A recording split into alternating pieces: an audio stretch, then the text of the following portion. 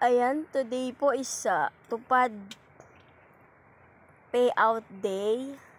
Nagtrabaho po kami nung July 16 to 25. Pero dahil nagbagyong Karina, huminto kami ng 2 araw nun. Tapos imbis na hanggang 16 to 25, 2024, naging July 16 to 27 kami nag-work.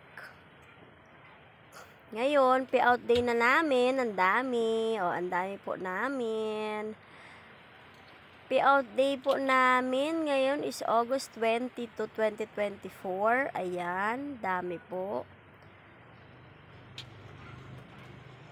Ayan, hinihintay po namin din si Kong J, na congressman ng 1st District ng Zambales. Ayan, hinihintay po namin.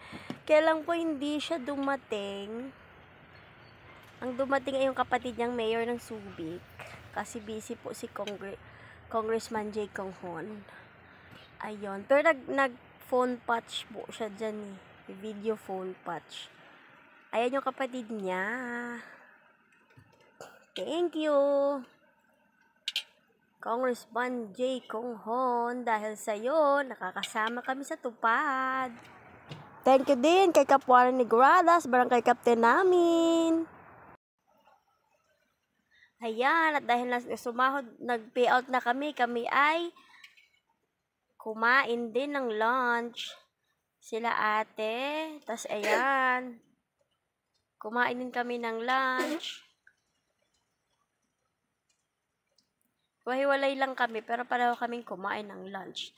Aming titikman ang aming katas ng aming mga kilikili. Diba?